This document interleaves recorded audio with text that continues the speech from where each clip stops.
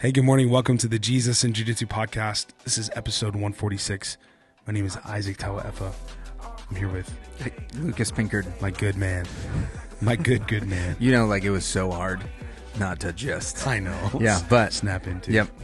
But yeah, we're here. And a big shout out on this Christmas week episode to Chris Iverson for sponsoring the podcast and all the support that he's given us. And also, as always, to our folks over at Jocko Fuel.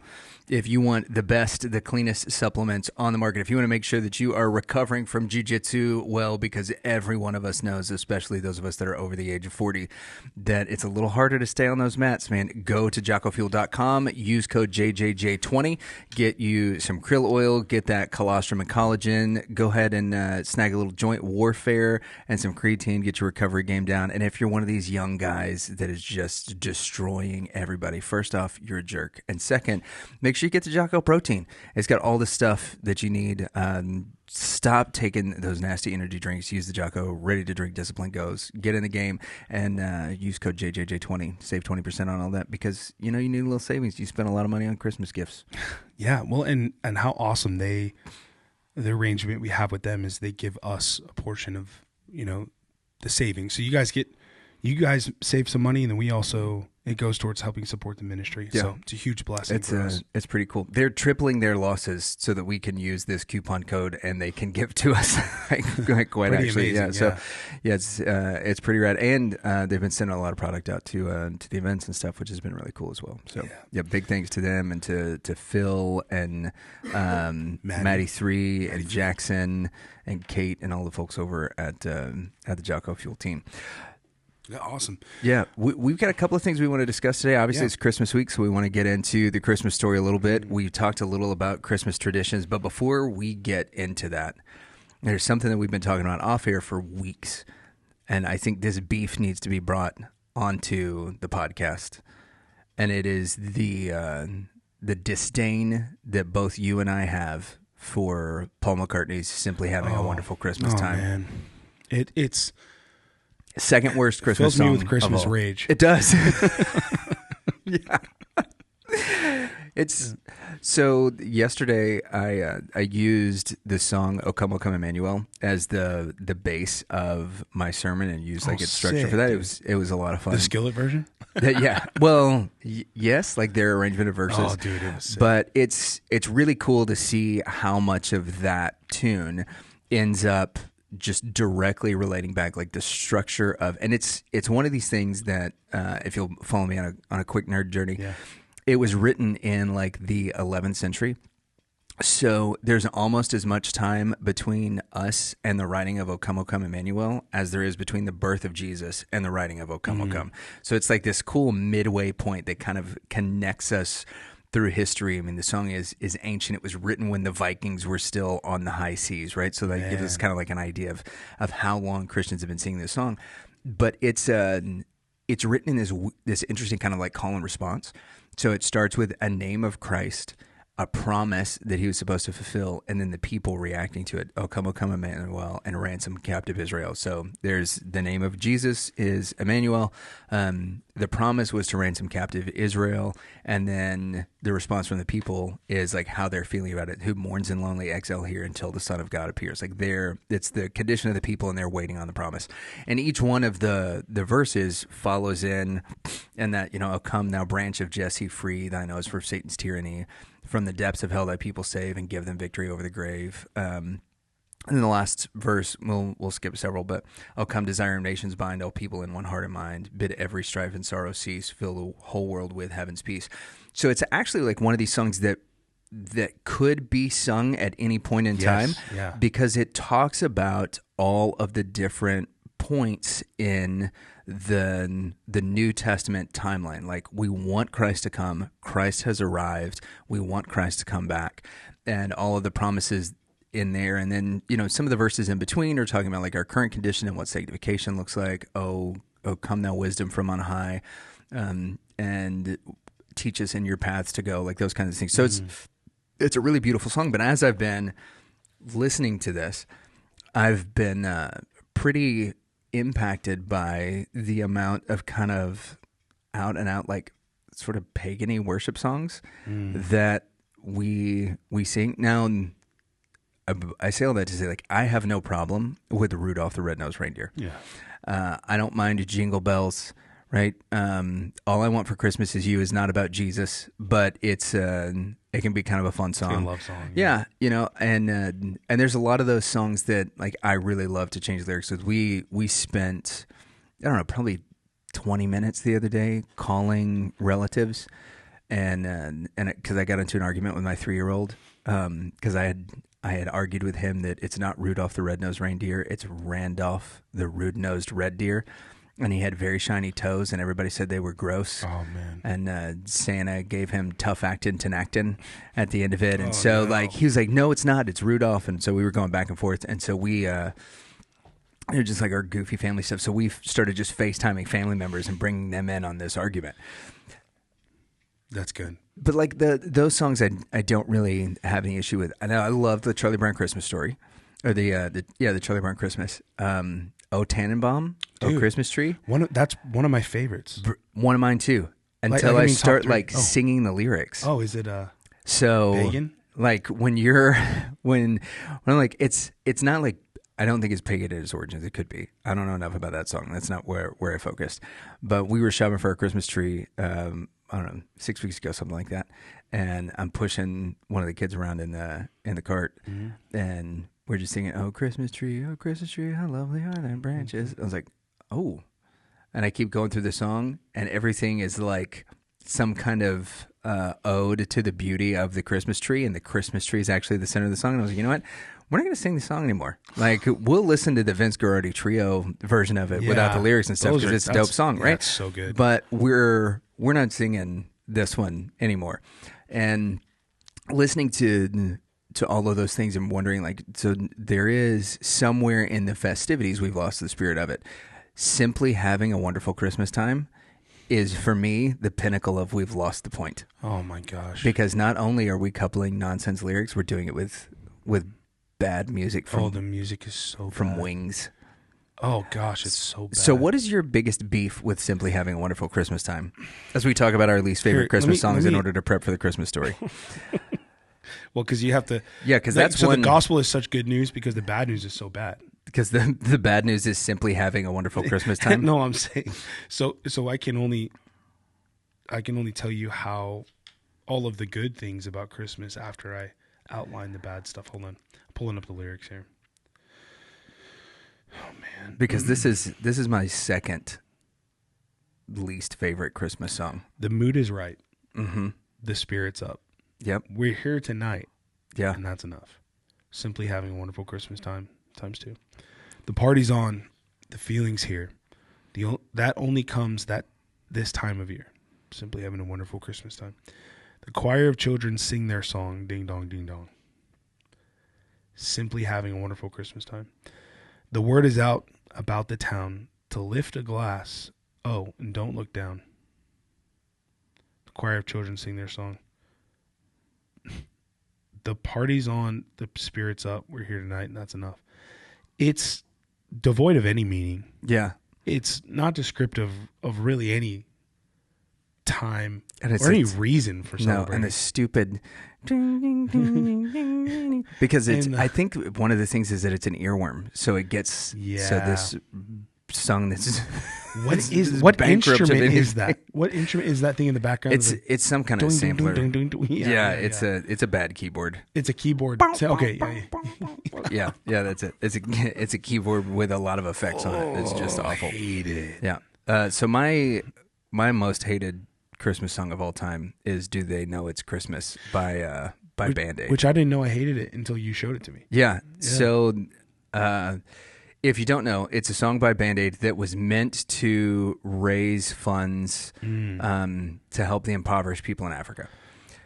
There are some things about the song that I'm not a huge fan of. One is the idea that like the guilt that's thrown down in that's it. number one. There's a world outside your window, and it's a world of dread and fear where the only water flowing is the bitter sting of tears, and the Christmas bells that ring there are the clanging chimes of doom. Well, tonight, thank God it's them instead of you. What? Okay, so first, just from a standpoint of like, hey, we're trying to raise funds and awareness, that's not doing it for me. And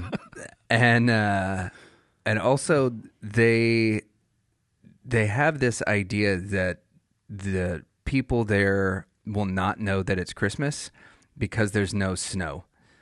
And and there's going to be no snow in Africa this year. Yeah. Listen, quick geography lesson. If you're that close to the equator, you're not going to get snow anyway. No.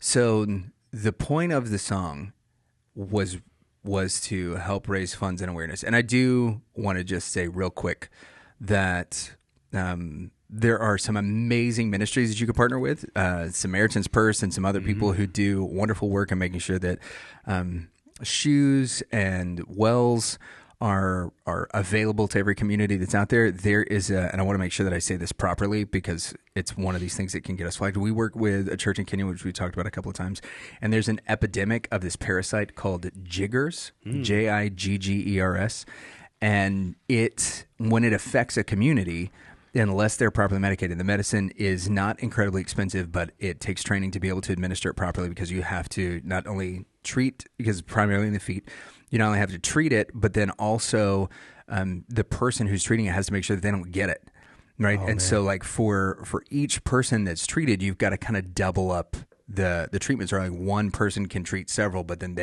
you save one treatment for the person who's treating everybody else, right? So that they don't get this parasite. But the people who have it, like they're cast out of the village. It looks a lot like the when we hear about leper colonies in the Old Testament. It's a really similar thing. And so you'll have these villages that have to split, and then a group of them are completely confined, and the only people who can provide food for other people who have this parasite are folks who have this parasite. But they're so isolated from one another. And some of them, there was a news story in Kenya about a property owner that, they had a farm and they've got all kinds of stuff, but it's really painful for them to walk. And people don't want to come and be servants at their home and to help out. I say servants at home, work on their land, because they will get it. Dang. There's just no two ways about it. They'll get it, and eventually they will be in a situation where for them it will be incredibly painful to walk and to move and to do all this stuff. So this church that we partner with, their big thing is a couple of times a year, they spend thousands of dollars on these treatments, and they go to the villages where nobody else goes, and they treat these people and tell them, hey, we're here because we love Jesus. There are legitimate causes in the third world that are way different than the stuff that we deal with here, right? Like and I think rightfully, had a lot of issues with the way that isolation worked during COVID, but we're not being ostracized from our families and communities potentially for the rest of our lives because of something that, we can't prevent. And then, when those people are in situations where, you're ostracized from the community, but you're a husband and a wife and you do married people things, then you have a kid, your kid's going to get it. Yeah. There's just no two ways about it, right? So it's just a really terrible parasite, completely debilitating for the people over there. All that to say, there's legitimate stuff. Of course. Right? Legitimate ways to help and legitimate suffering. They have, but they have calendars. You know what? The people in Hawaii, they're also not going to get snow, but I bet you they know that it's Christmas. Dude. Right? So like all of the reasons that the idea behind the song is like, let's do something to raise awareness about poverty and the need for aid in, specifically in Africa is what it was for. On board with that 100%. Let's show people the plight of the impoverished by telling them that they don't know it's Christmas time because they don't have snow and they don't have the dates. It's at the end of the day, it just hits me as incredibly disingenuous. What a horrible song. And it comes on, and the thing with all of these that maybe is my biggest beef is that they get more airplay on Christian radio than the really rich theological hymns that we Yeah, have, man. right? Like, Yeah. "Oh Come All Ye Faithful," "Oh Come Emmanuel." One of the other songs that like that Silent we really Night. love, yeah, "Silent Night's" Yeah. great. Do you know the song "What Child Is This"? Mm-hmm. Okay, so there's It's a like the green sleeves kind of. yeah, right. So there is there's Very a medieval. it is, right? But there's so many of these sort of ancient, I mean, and that's really what they are in terms of today. Like if Yeah. we were to discover something from 1,000 years ago, we'd be like, oh, this is absolutely ancient. But in the song "What Child Is This," there's this line. Let me see if I can find it here real quick. So it's one of the choruses. Nails, spears shall pierce him through, the cross he bore for me and you. Hail, hail, the Word made flesh, the babe, the Son of Mary. Like the richness of what they're talking about has so much to do with what we believe as Christians, and yet Jingle Bells and Jingle Bell Rock and all of those things, even on the Christian radio stations, are going to be what dominates the airways. I do think, though, and this was kind of the point of yesterday's sermon, is that this is a really incredible time for evangelism for believers.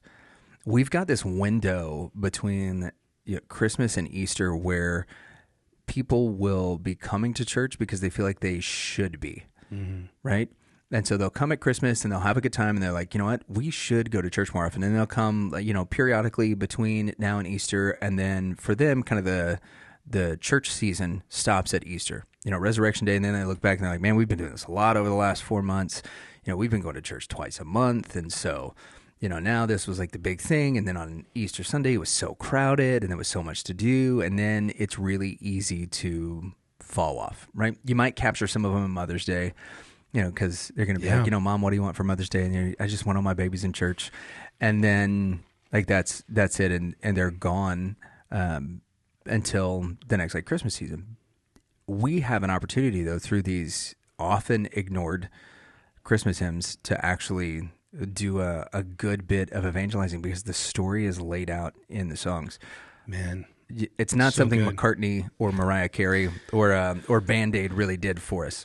No, and I get like all the other songs, the peripheral songs, it's just about kind of the season and family, and they're not bad things. They're good things, but they're bad things when they're replacing the main thing. And that's what I think. I think I watched something the other day that was talking about there being a purposeful effort to kind of move, because in the, I guess maybe 20s, 30s, even 40s.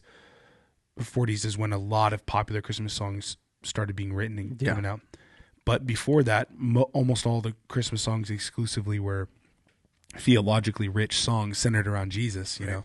And so there was a real push to kind of move it away from there and move it really toward consumerism and, all that stuff. And so it's crazy, but I mean, it's not, I don't put it past the enemy to do stuff like that. For sure. No, let's pervert and turn it around. There's an entire season of where the world pretty much, the entire world is focused on this day. Yeah. And a lot of them don't even know why it's like, oh, it's so we can buy presents, right? It's like, man, that marketing's been real effective. Yeah. And it does all, everything kind of reflects a, well above the equator sort of thing, right? So you almost have this Scandinavian or Minnesota, New England kind of vibe. They're like, oh, that's what real Christmas is in the snow. Because, and this was one of the things I mentioned to somebody as we were going back and forth on the Band-Aid song, as they were like, yeah, well, how else do you know it's Christmas? Then a friend of mine from Canada, I was like, bro, I haven't had snow on Christmas Day one time. Yeah. But by the arguments in the song, people in Texas don't know that it's Christmas time. Yeah, either. we have no clue. We have no clue. We just didn't get the memo also. But yeah, we've romanticized what the season should be instead of focusing on on the Savior. And that's something that just happens a lot. Yeah. Just in general, right? Well, when it's rightly ordered, then all of those other things just add beauty to it. It's just adornment on the actual thing. But the actual thing is the birth, the coming of Jesus, and and what all it represents, what all it means for us and for eternity that he came and he died in our place and he lived a blameless life, died in our place, was risen on the third day. I think, but yeah, so all of that is like, if you see it as just, because I think the world doesn't make, no, this is the thing. This is it. But we who know, you just see it as all like, whether people realize it or not, you're celebrating this, you know, and it's a cool thing. So I went to, I want to hear about how last week when I didn't get a chance to listen to the podcast because me either. I wanted to listen to it, but a 12-hour drive back in the car. We have a little pull down TV. And so that's all I was listening to. How to Train Your Dragon 1, 2, 3. Bruv, do you not do the, put in your own AirPod? I should have done that. I should have. But my phone's hooked up to the car, so I can have them with GPS, you know? Yeah. So you can do that and then just, you know, make the sound come to my phone. Make the sound come to that. That's my go-to move. Like when we're on a long trip, right? And the kids are watching something, or they want to listen to something else. Like I'll plug in Chris's phone, do it, and then AirPod in so that I can listen to whatever I need to keep me awake and going. I need to do that, man. Because I was just listening to, you know, it was conversation with Kim, and it was also listening to, 6 movies in a row. How to Train Your Dragon is a big player, huh? Well, we bought a set, so it was like How to Train Your Dragon 1, 2, 3, and then there was another 1, 2, 3, Madagascar 1, 2, 3. Okay. And then some. The penguins in Madagascar are great. Dude, they're hilarious. So good. But yeah, so we were in Colorado, and it was amazing. I mean, we'd been wanting to do that for a really long time. Kim and I went actually right before I started working here at this church with you. Yeah. That's the last time I went to Colorado so Kim and I went before we had kids, and then we're like, man, we would love to come back to this city. It's such a cool place. You know, I think we went February 2017. And so this trip was kind of us, like 8 years of us trying to get back there, but just not being the right time, and you know, things being tight, and Zeke, you know, just the kids being super young, too small for a trip like that. But we finally felt like it was the right time, and we got to do an amazing trip to Colorado, to Frisco, Colorado, which is up in the mountains. It's at 9,000 feet. But anyway, I'm bringing this up because we were talking about snow. And man, we had kind of a crazy experience there. We took the kids on this train called the Georgetown Loop train. And it's a Christmas train. Like, it's way up in the mountains. You take them, and it goes through this winding mountain track. And on both sides of the track are just like, you know, millions of Christmas lights, like decorations, and the trees are all wrapped up, and it's really cool. And you go over this really, really high bridge, like you see in movies, you know, with the huge wooden bridges with all the trusses underneath it, and you're looking down like hundreds of feet down. And so it was super cool. And there was a high wind advisory that night, and which was fine. I mean, everyone was like, hey, it's real windy, so you got to kind of drive careful and slow through the mountain pass. But then it started snowing, and it was supposed to just snow for like 30 minutes or something and then stop before we were going to head back up the mountain. But I guess it turned into I didn't know what this was called, but the locals were telling me it's called a snow squall. And it's like it's like a huge dump of snow. Yeah. And visibility goes like pretty much to zero. And so it's like a flash flood of snow. Yeah, exactly. So we're going up, and I know you lived in Canada and Scotland, and you lived in places that snow. And I lived in Colorado for a year, but I saw heavy snow, but I wasn't driving a lot then, you know. But anyway, we were going up the mountain, and that squall hit, and record high wind hit at the top of the mountain too when we were coming up toward the pass. And so it was about a 25-minute drive over the mountain to the other town that we were staying in, but it took us over 2 hours to get there. Yeah. And dude, it was terrifying. Like, it was one of the scariest experiences of my life. And you get your whole family in the car. I got my whole family in the car, and semis were sliding across the highway. Yeah. Winds were pushing semis, like they were rocking back and forth. It was 124 miles an hour wind. Good confirmed. grief. And then gusts up to 134 which they were saying is like record high, especially for that mountain pass.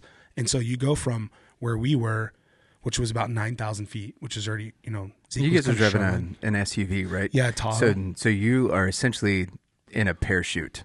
Yeah, just catching wind. Yeah. But I mean, not so much as a semi, but as far as a vehicle that a Yeah. person is probably going to drive. Yeah, outside of a semi, or I mean, the closest thing we could kind of compare your next jump Yeah. up is a box truck. right. Yeah, that is between the two. But we had this.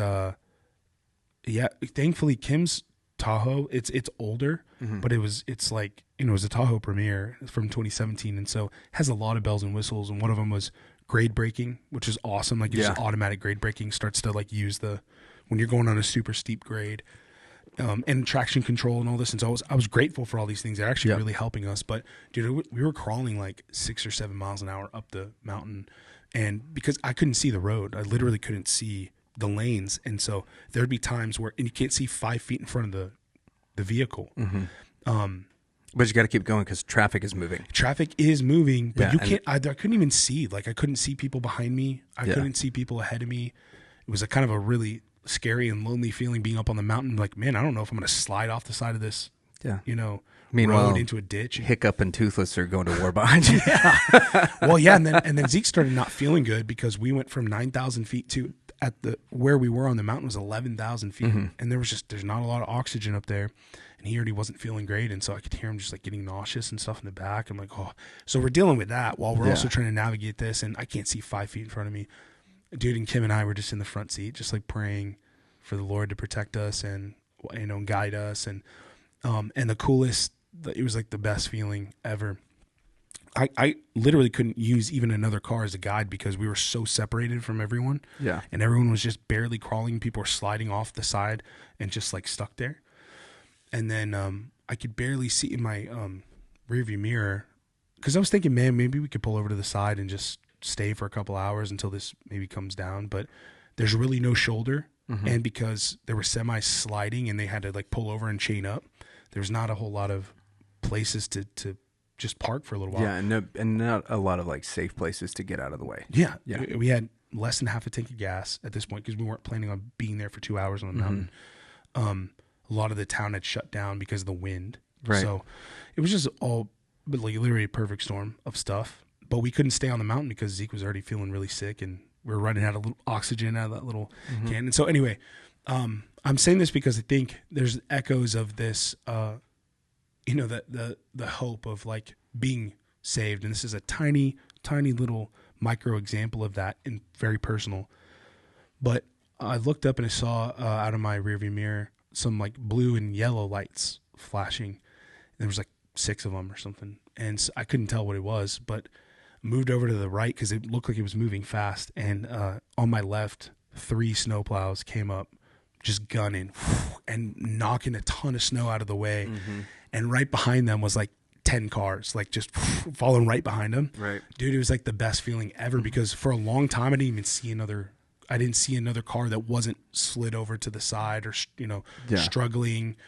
And it just was like on the mountain, just trying to get over the top through it. And there's these tunnels too. And so, man, once I saw the snowplows roll through, it was like the best feeling of all time. Like, we're going to be all right, Yeah. And again, Those like, dudes are legends whenever the snow's know. bad. Well, Kim and I were just, like I said, praying for God's protection, whatever. And then those guys blew by and we were like thanking the Lord for them and praying blessing and safety for them because I'm like, man, those dudes, middle of the night, like just getting up and, by this time, because it had taken us so long, we got done at 10:30 or something where we were. So, yeah, I mean, it was like almost midnight when this happened. And so these dudes are like legends. Yeah, how do you see? I don't know. I mean, but they're just like bombing down the highway, knocking all the snow off, and then that's what they were doing. And I saw other vehicles. Once we were following them, I could see a little better, and I started seeing there was these other trucks that were like pushing trucks out of ditches. Like they were like bumper on the end of a semi truck, like pushing them up out of a ditch, which is kind of crazy. But anyway, insane experience. But I kind of had that new lease on life feeling, just like, whoa, we were rescued out of that. And I thought, well, man, am I just being dramatic because I'm not used to driving in the snow? Then we see that on the news and they're like, no, this is like, do not drive Like, this is, I-70 shut down. Like, do not go through the mountain pass. And they were talking about like hurricane winds essentially. It's a little validating. Yeah. I was like, okay, good. It wasn't just me from Texas not really being used to driving in the snow. Right. It was because that is how we feel about it. Yeah. Right. It's like, and like as soon as you sit down with people who are from one of these winter wonderlands, they're gonna be like, oh, well, it's because you're blah blah blah. Yeah, right. And then it becomes the comparison of like, all right, well, you couldn't work in 105-degree summer, so exactly. Whatever. And it just becomes this weird back and forth about who's who's tougher, who's got it harder. But there are some instances when even those folks are like, you shouldn't have been outside. Yeah, no, right? For real. Yeah, dude, it was terrifying. But we finally got to the other side and we were like kissing the ground. We finally got back and but man, it just made me grateful overall for everything. And but I wanted to share that because it's like that was kind of I really wanted the kids to see snow. They've never seen snow before.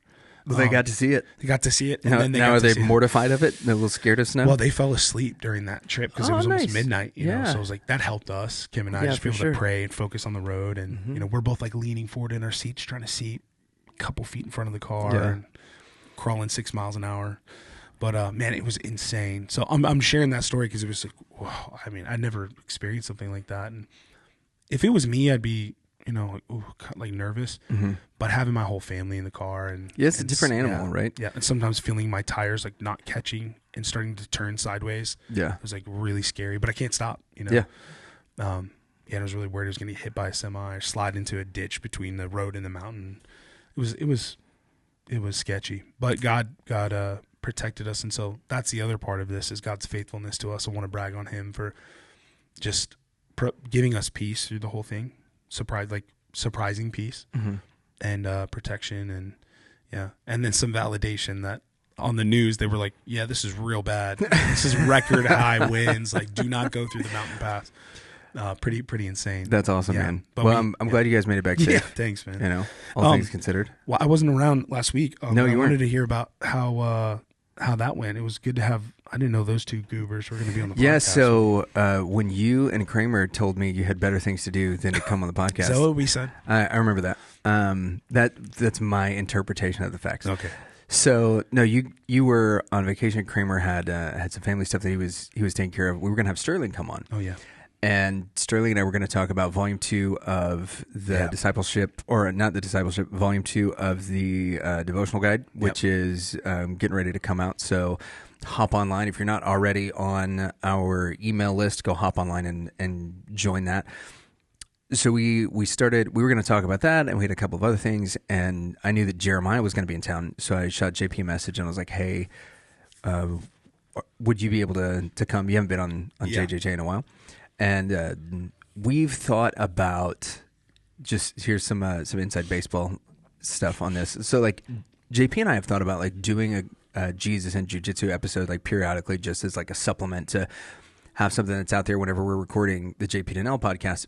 But our fear has always been that it would turn into a JP Donnell podcast episode instead of that. Yeah. So as soon as I knew that there was going to be a third there, I was like, I can reach out. Sterling will not let this turn into like our stuff. So Sterling hops on, and JP hops on because Sterling and I were going to do the show together, and he was like, hey, reached out to Josh. Josh can come too. And so I love it, man. Kind of like organically it became Can't wait to listen to it. This big panel, and we talked about. We talked about some devotional stuff. We talked about the importance of discipleship, which was really fun especially with those guys. And then we, just kind of messed around. And that was the first time Josh or JP had ever really met Sterling. Yeah.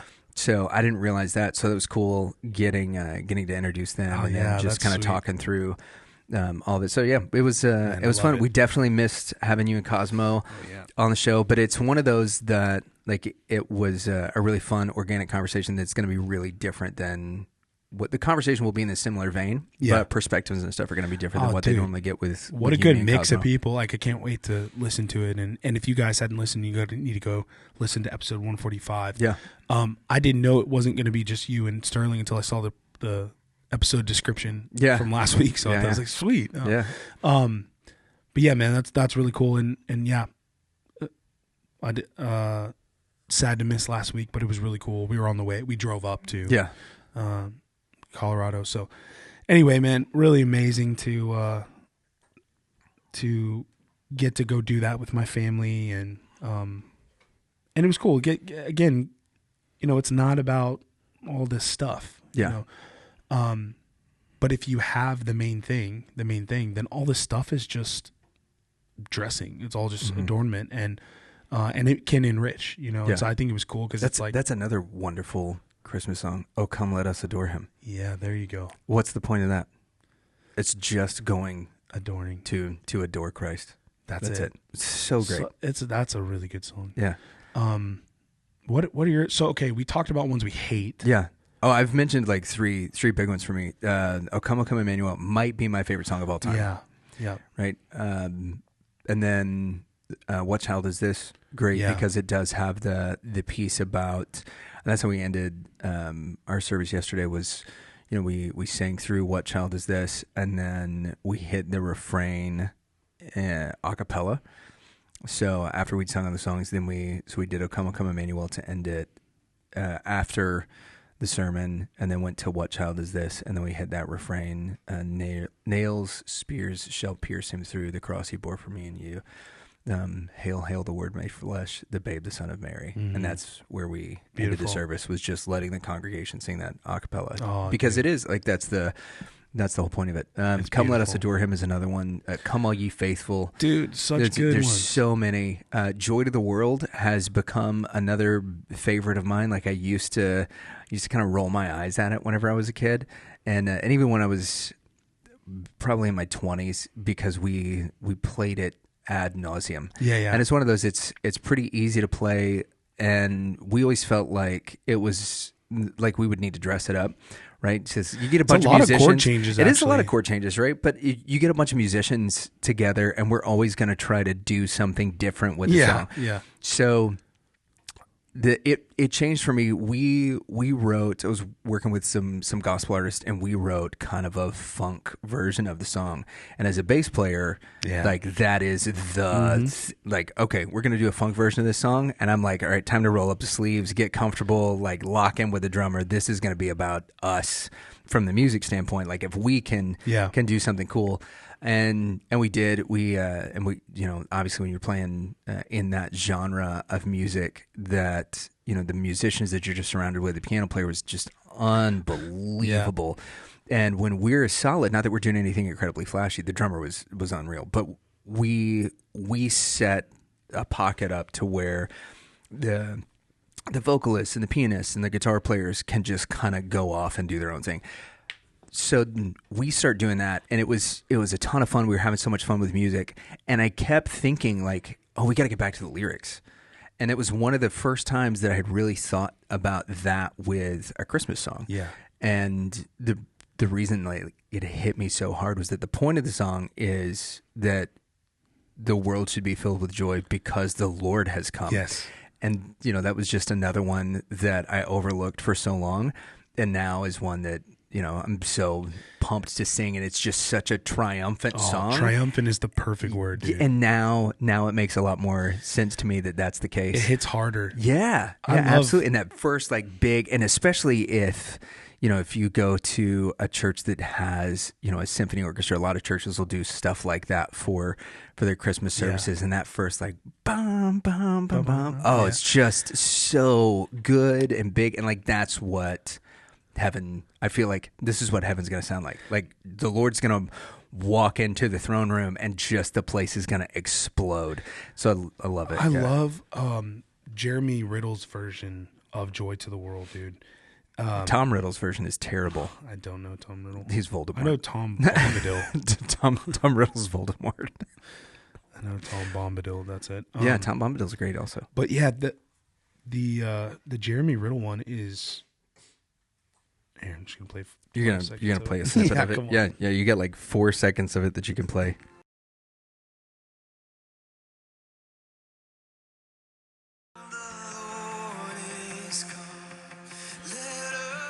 All right, you're gonna have to kill it because okay, now we're back.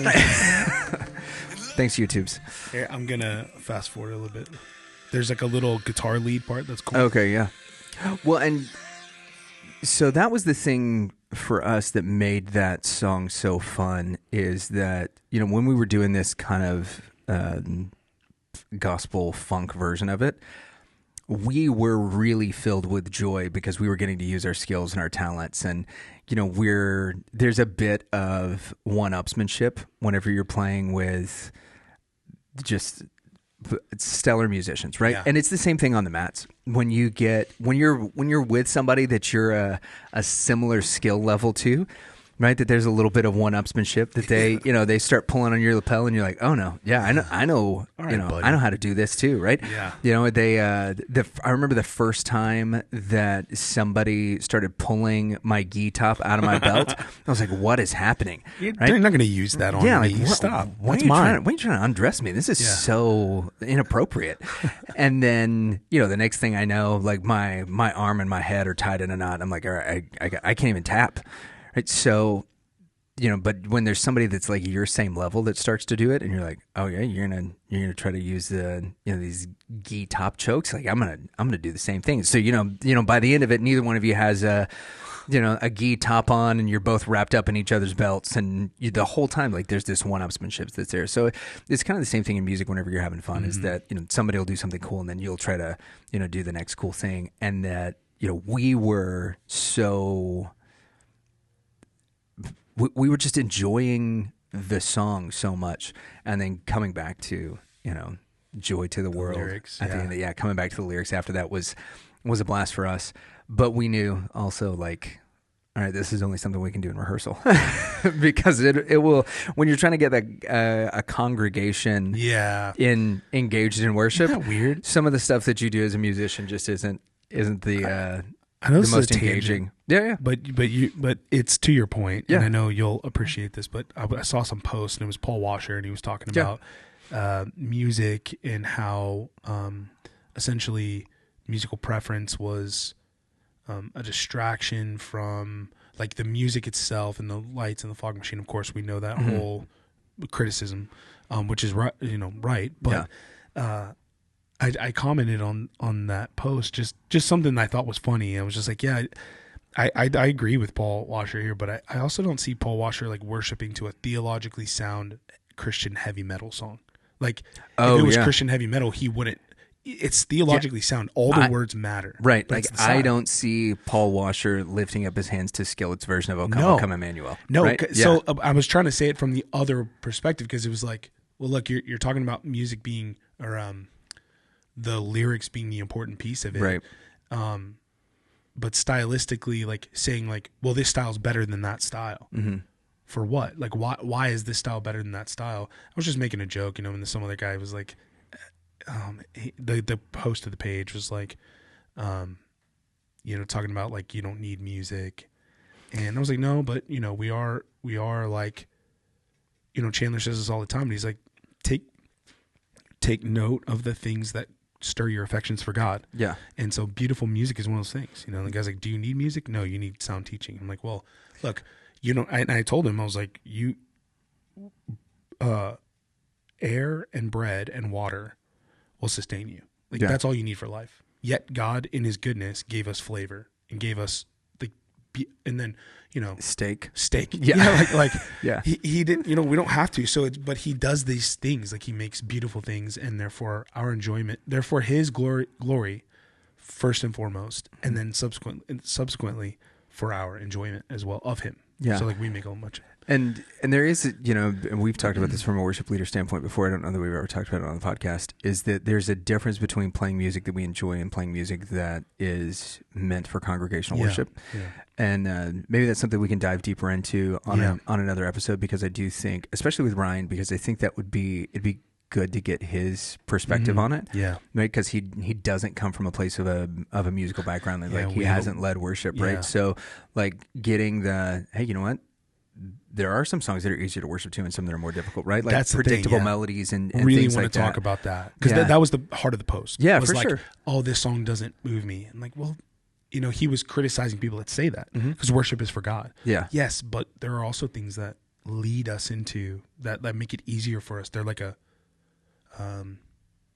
I don't know. They just they're a gateway. yeah Right. yeah And there are some that are easier and more available. And I do think that it's like any part of the spiritual journey that as you're growing in your faith, like you understand things much better, right? Like there's a song, I think Martin Luther wrote it in the 1400s called A Mighty Fortress is Our God, right?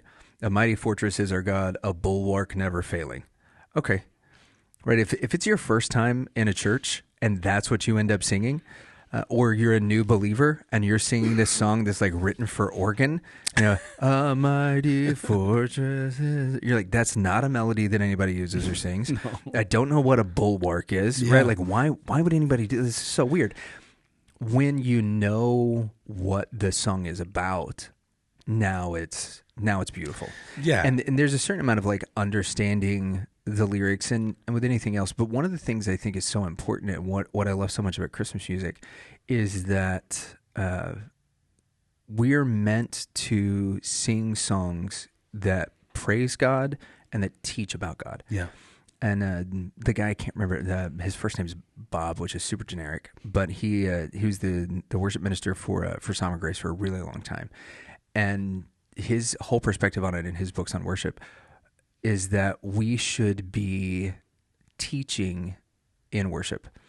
That what he considers is like, what are the songs we're playing going to teach there you go. the people, the congregation, It's beautiful. About God. And that's that's really changed our perspective on it, because it's not so much in like that takes kind of the preference out of it. It takes sort of the genre selection out of it. It's like, all right, so now when we get together as a team to plan a service, hey, this is the passage that we're doing. This is what the passage teaches us about God. This is what the passage teaches us about people. Let's pair it with worship songs that are extolling the same thing about God, that are putting us in our proper position before God. And that's one of the things, again, going back to Christmas hymns.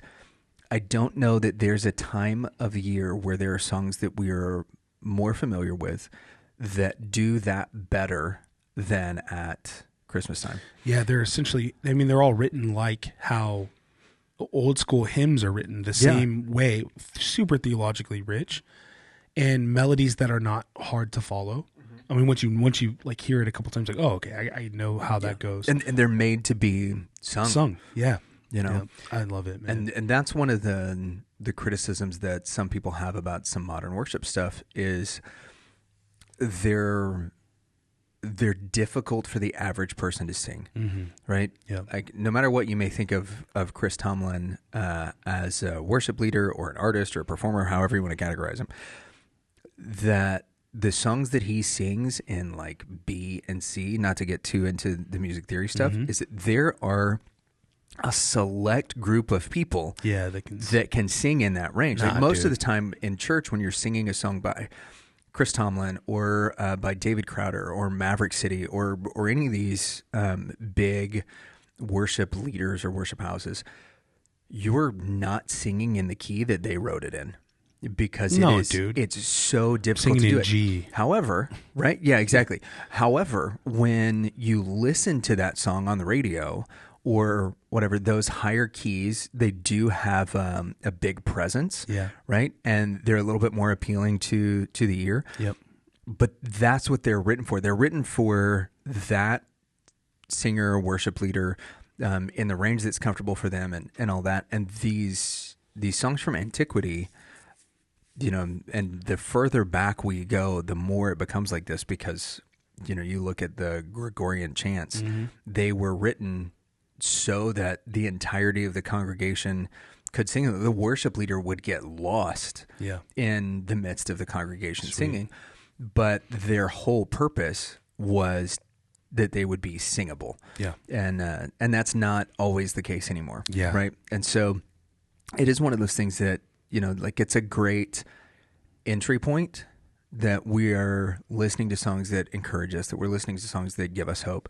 But as we continue on that journey, if we're not getting more towards things that really glorify God and give him praise, not just for the things that we're thankful for, but for who he is, then, that's a part of that journey that we got to get sorted out. So, yeah, I love that. And it's cool because this is just coming back to the same theme, but just about that we're keeping the main thing in all aspects of what we're doing leading up to Christmas. Yeah. And one of the easiest ways to do that, just to reiterate what we've been talking about, repackage it, is to sing theologically rich Christmas songs, they are plentiful. And if you look at them, even the ones that you've been singing for a really long time, O Come, Come Emmanuel, Joy to the World, Come All You Faithful. Yeah. Right, like how many times Night. have you thought about the lyrics to Come All You Faithful? Right? Oh, Holy Night, right? Silent Night. So good. And there's, people will be like, well, the night wasn't silent. There was a baby there. Well, okay.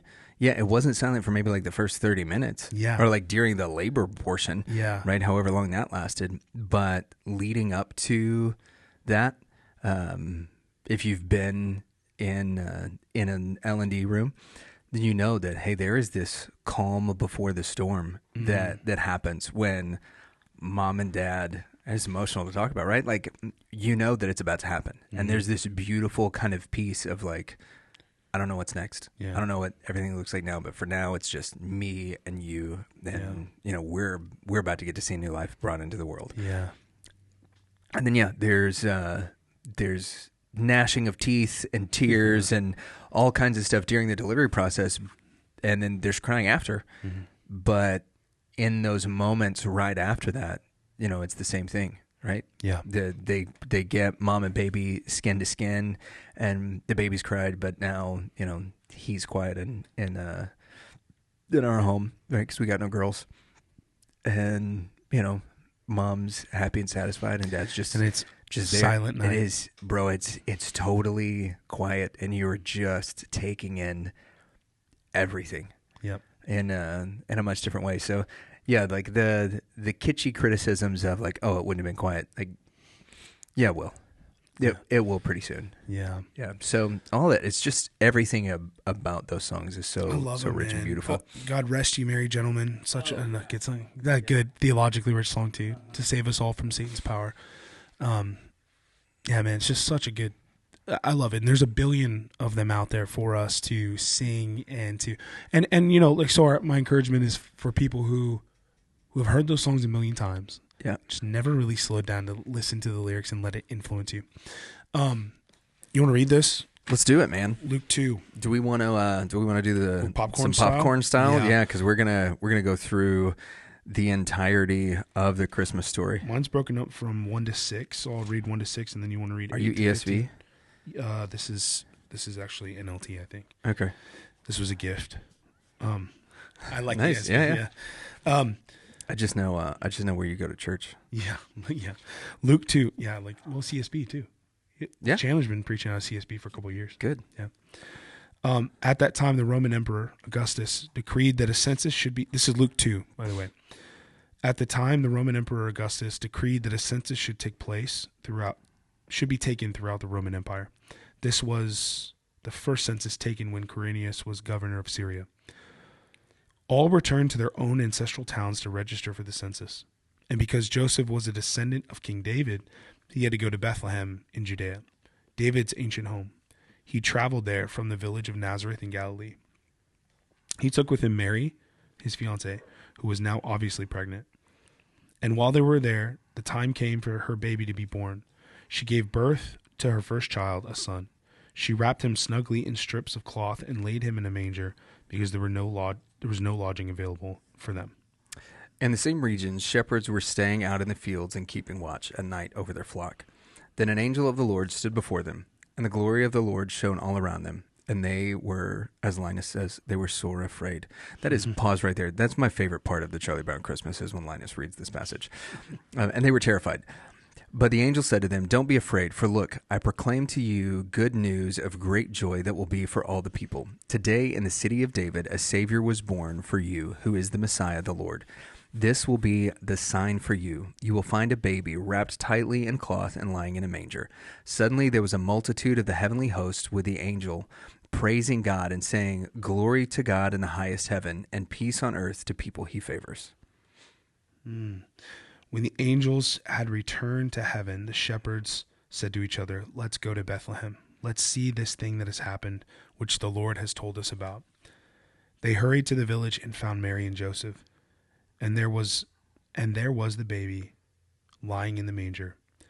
After seeing him, the shepherds told everyone what had happened and what the angel had said to them about this child. And all who heard it were amazed at what the shepherds said to them. But Mary was treasuring up all these things in her heart and meditating on them. The shepherds returned, glorifying and praising God for all the things that they had seen and heard, which were just as they had been told. Yeah, the rest of Luke 2 is some pretty incredible stuff, but that has to do with the dedication of Christ and really, and this is a really important thing, the putting Jesus under the law so that he might be the fulfillment of it. So, like the next piece here, Jesus' circumcision is one that, like, a lot of people look over. It's like, let's get to the ministry stuff. Is no, this is the stuff of the prophecy that is really, really important for us to know. Is that this is why he can fulfill the law that he was under. So, I think I talked about this last week or the week before. I have the Connecting Scripture New Testament, which is really, really cool because anytime there is an allusion to anything that happens in the New Testament that is an allusion to something in the Old Testament, the text will show up in green. Anytime there's a direct quote, it will show up in blue, and it's incredible just to see how much of the New Testament is connected to the Old Testament. Dude, that's sweet. Yeah, so when we're in verse 3, it says, everyone went to be registered, each to his own town, is a direct allusion there to, let me see here, this is chapter 2, verse 2, to Leviticus 25:10, that these were things that could be called for, why it was important that they were happening. It says, while they were there, this is verse 6, the time came for her to give birth. And you're like, what does that have to do with anything? Well, you're looking at Genesis 25:24, because there's some things there that have to do specifically with that time and the allusion there. The shepherds that were keeping watch over their flock by night is related to Micah chapter 4, verse 8. And then the next one that we see here in what we read in verse 19, but Mary was treasuring up all these things in her heart and meditating on them. And that goes to Deuteronomy 7:28. And so the allusions in particular, they may not be something that we can like directly pull, like, this is where X prophecy was fulfilled. Most of the time those show up with the direct quotes of the Old Testament. But what these things are alluding to is that it's the same type of language that's used, because what it's meant to do to the first century Jewish reader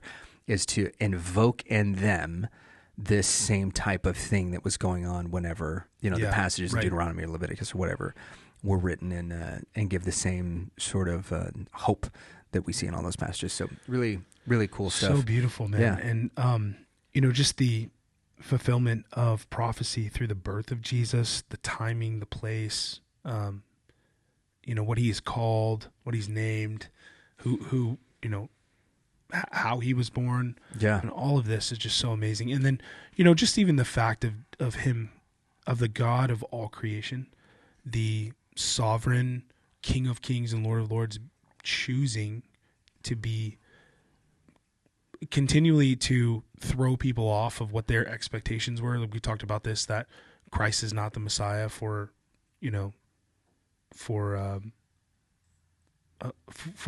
the Jews who are still holding to the Torah and do not accept Christ as the Messiah. Yeah, because they want the guy who the government's going to rest on his shoulders and he's going to conquer all that. Yeah. And they don't realize that there's more to the prophecy than just that. And if you look at his track record, God continually confounds the wisdom of the wise by doing things they don't expect. He does it in a different way.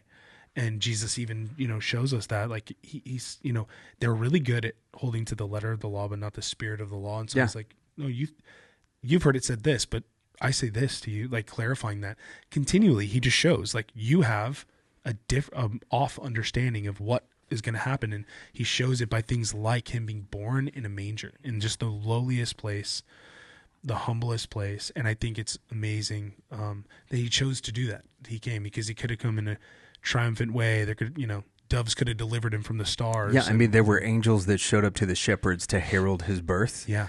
If they would have brought him down, right? Yeah, right? if they come and deliver the Messiah, man, much more grand That's yeah. I think that's just. But like as I mature in my faith, as I get older, I've heard this story so many times.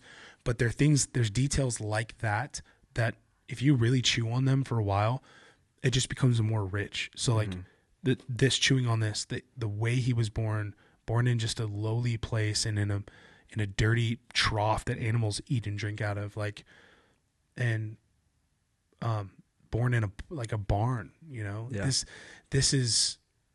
But like the king of the universe, the conqueror of death, the king of heaven comes to us in this humble way. He chose that. He chose to die the most brutal death that human beings could create and concoct, and he knew it for an eternity past that it would come this way. Yeah. That he would come.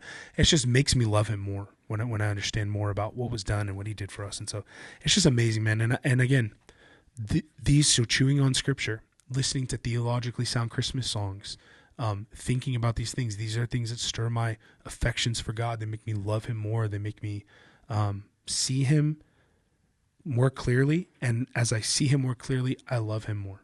Yeah. And I think that's an important thing for all of us, for everyone that's listening to this too, as we head in just a couple days away from Christmas.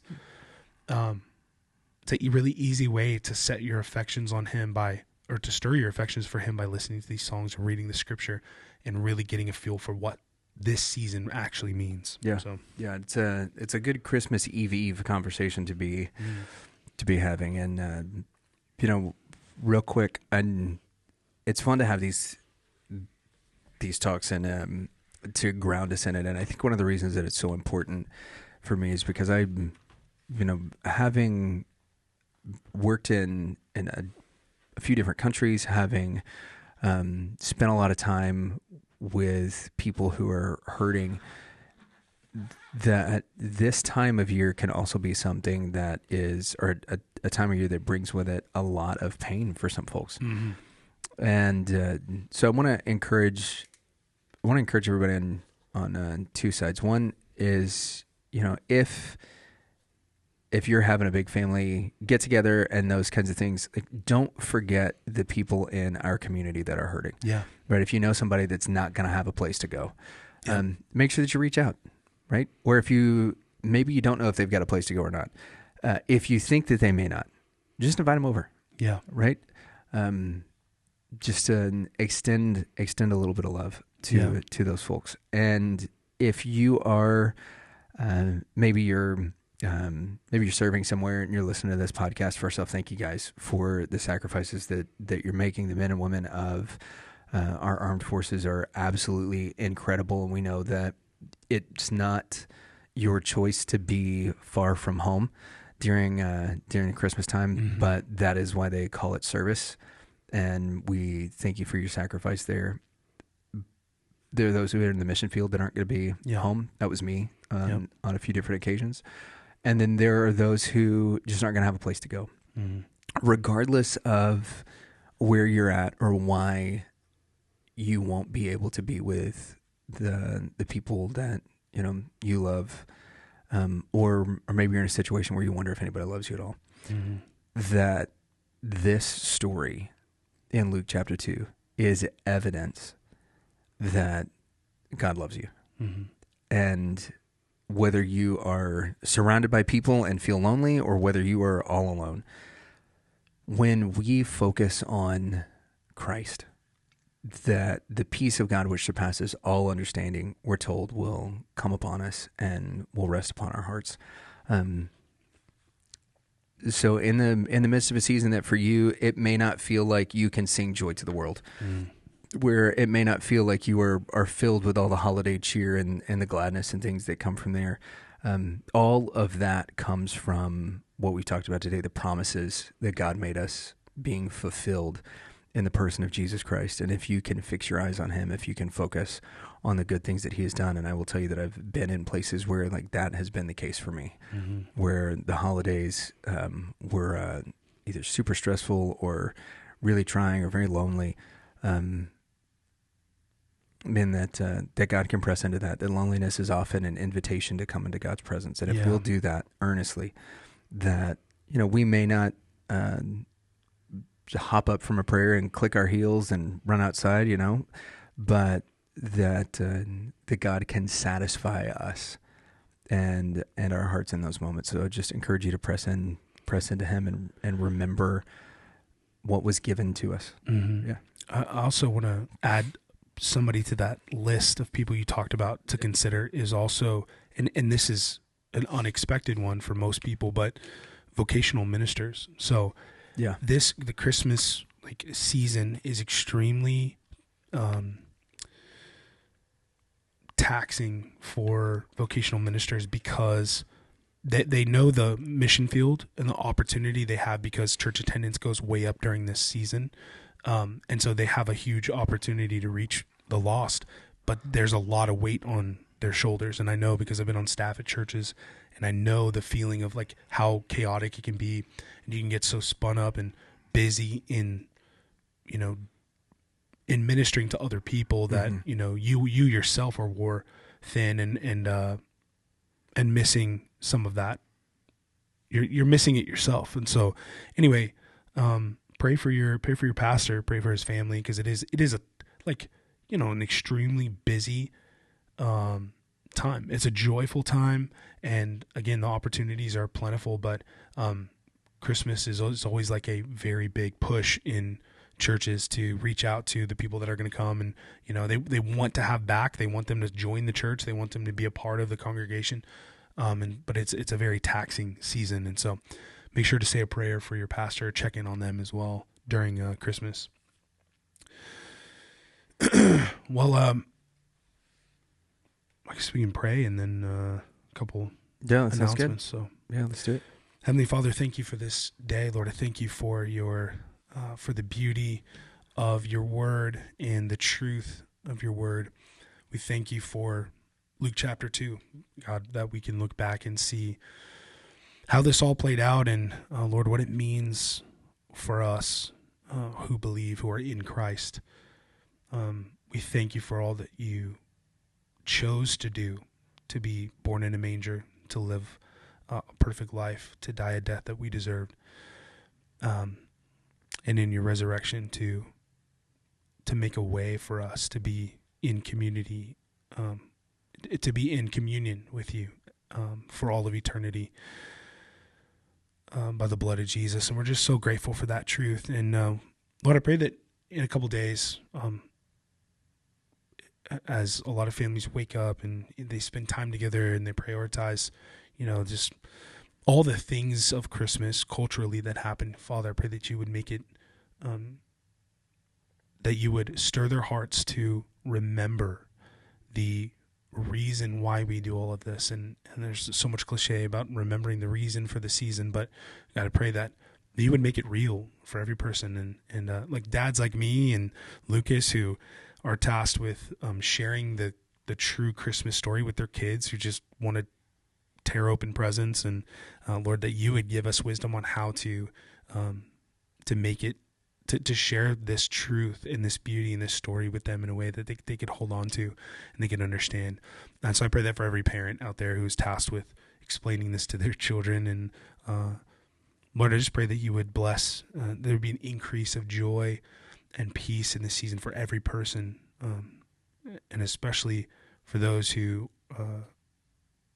are listening to this podcast, Lord, who are, like Lucas said, maybe struggling in a season of loneliness, that Christmas is not a joyful time because of their life circumstances. But Lord, I pray that they would fix their eyes on you, that they would know where their hope and their peace and their strength comes from. It comes from you, the maker of heaven and earth. And you love them and you're for them, and that's why you came as a baby. And you loved us so much that you came in flesh to walk among us. And so we love you. We thank you for this season, God. Thank you for Christmas. Thank you for the beauty and the opportunity that we have to share the truth of what this is with the world. The world is fertile soil during this time because they're already looking at you. They just might not realize it or recognize it. So I pray that you give us boldness, strength to share the gospel in an attractive way with people so that they might see you. We love you. I pray a blessing over every family that's listening to this, every person representing every family. Pray blessing over my brothers in ministry here as well for Jesus and Jiu-Jitsu. Lord, I pray your blessing this next year over this ministry, that you would have your way in what we do, and that you would help us to reach the lost, that you would allow us to be your hands and feet in the Jiu-Jitsu community to help people see you and love you, come to know you. It's in Jesus' name we pray. Amen. Amen. So we have volume 2 of the devotional book coming out soon. Yep. I think the proof is maybe on its way to my house, so I could just like run through it, make sure everything looks good. Yeah. We got discipleship material coming out in just a few weeks here when the new semesters for school start here in January. And tell us about what's happening on January 24th. Yeah. So we have a Jesus and Jiu-Jitsu event in Keller, Texas. At Six Blades. Six Blades, Keller. And we have the amazing Victor Hugo coming to teach. Heard of him? Amazing dude. Yeah. Super cool. Are we gi or no gi for this one? This one is, I gotta look. Okay. I gotta look. I think it was, I gotta look because he's dominant in both. In both, right? Yeah. Him and the guy that's coming in February. Yes. Dominant in both. Both, yeah. Yeah. So really excited about having Victor. And he's amazing, man. Like, he's a star in jiu-jitsu right now. And, but he took my call and was just like, would love to come help. And, with a lot of our instructors, a lot of them volunteer their time to us. But we've talked about this. We don't always want to assume that. And so obviously we know they're taking time away. And so we can't afford to pay them like a regular seminar. Sure. But we do try to help, offset some costs for them and make it easy for them to get here. Yeah. The scripture is really clear on giving somebody what they're worth. That's right. You give you give the workers wages. Yeah. But he was just like, no, I want to do this. I'm fine with doing it for free. I want to help you guys out. I really think it's awesome what you're doing, and that's so want to cool. be a part of it. I'm like, man, you couldn't ask for a better, response from someone like that. So he's just like, again, in the current jiu-jitsu scene, one of the best in the world. Yep. So phenomenal instructor, competitor. Can't wait to learn from him. So that's January 24th. And our whole year is like packed out. Yeah. So we're going to be putting out a calendar of events. I think we have the first 3 dates maybe online. Yeah, I think we've got the first quarter, even some TBD stuff out on JesusandJujitsu.com or JesusandJujitsuUSA.com, and then go click on the events tab up there at the top, and it'll take you to what we've got scheduled so far and who's coming to do what. So another thing that we didn't discuss, but this is important for next year. So we had an open mat recently. Yes. We did a Jesus and Jiu-Jitsu open mat. Yeah. And it was great. I mean, I think we maybe had 50 people on the mat, just came to hang out, and really it was just a time of fellowship. So it's like there wasn't any instruction or there wasn't like a gospel portion of it. Right. This like was just come fight Isaac. Yeah, right. And people did.